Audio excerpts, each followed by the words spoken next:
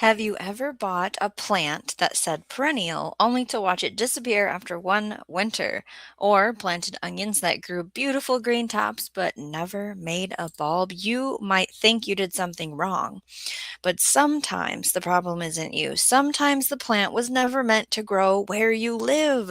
This is Grow What You Eat with Shawnee Grows. Today we're talking about nursery traps, plants sold everywhere that only succeed in certain climates. So let's hear from you.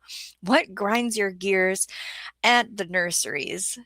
Onions are one of the biggest hidden garden traps.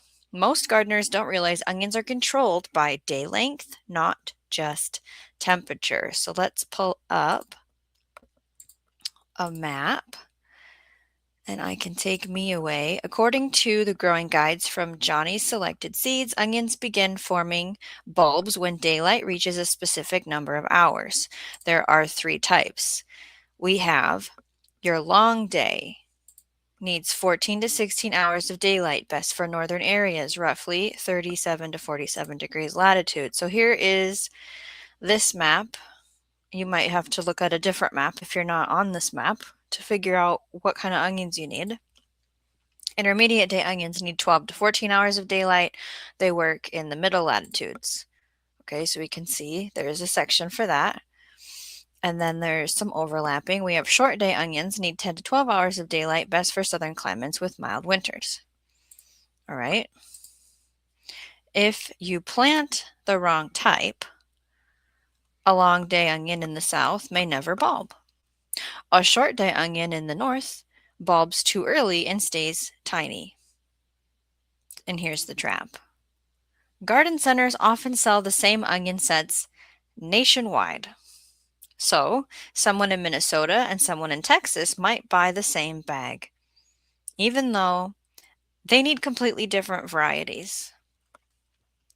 I hope that that makes sense to you. Let me know if you've fallen for that trap. Here in Minnesota, we grow long day onions, as you saw on the map.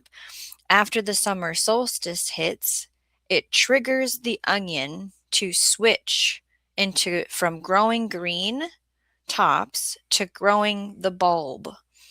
So you spent from planting time up to summer solstice fertilizing for the green growth. The more green growth, the more layers of your onion. It knows when summer solstice comes to switch gears and form our onion. Now there's another one I want to talk about. Another nursery trap, zone mismatch. A plant labeled perennial just means it survives winter somewhere. It does not guarantee it survives winter where you live. So even when the zone looks correct, many factors matter. Winter freeze, thaw cycles, your chill hours. Some trees require chill hours. Some bushes require a certain amount of chill hours. Lack of insulating snow affects whether or not something survives the winter if it's below 20 out, right? Soil drainage and sudden temperature swings. So tip buy plants that are hardy at least one zone colder than where you live. I'm going to show another map. If you haven't seen the USDA plant hardiness zone map,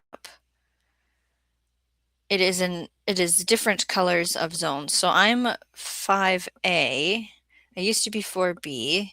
It's an average of how cold you get over so many years. And the map kind of is hard to see like where you fall on it. So technically, I usually go to the Farmer's Almanac, zone, find my zone by zip code, and it tells you the information. It can tell you your first and last frost dates, just like that. Big box nurseries often distribute plants nationally, but plants are regional. Examples that trick gardeners. Different types of lavender are sold everywhere, but there's varieties that struggle in humid climates, heavy soils, freeze thaw winters. This is that we are better off starting some things from seed ourselves because we can narrow down the variety. Another one you might see is rosemary. It's a perennial in warm zones and annual in cold climates. Artichokes often sold as perennials but die in cold winters without protection. Plants at the nursery look perfect, and that's because they were grown in controlled temperatures. They have that gardener fertilizing them on a schedule. They have an ideal soil for their beginning life, the perfect watering. But once they hit the real conditions, like your winds, your cold nights, full access to sun, because in a greenhouse, they still have a layer of protection. Maybe you have put them in some poor soil. There's going to be pests. Some simply can't adapt. We talk about hardening off plants and the process with that, introducing them to the real world slowly, an hour one day on a shady, non windy day, not in a rainstorm. A beautiful plant in a pot does not mean it belongs in your climate. So before buying plants, ask yourself three questions. What zone is it truly hardy to if you're shopping in the perennial category?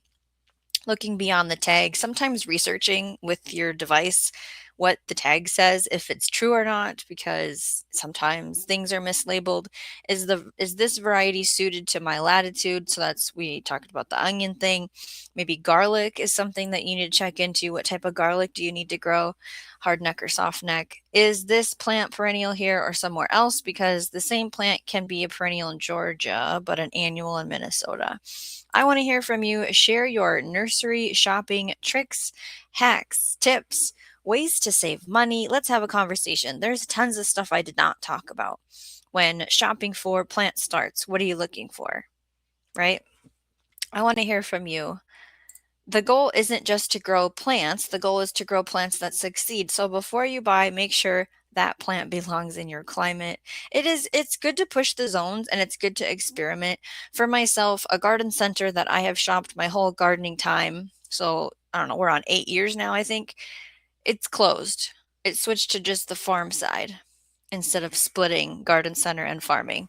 So I have to travel out of town one way and another way to try two different greenhouses this year. And then there's a third greenhouse that I have experience with that I could go shopping at because, of course, we always peruse. Is it too early? Is it too late? Let me know. Have you already been impulse buying at the nurseries near you? Remember to grow what you eat and eat what you grow.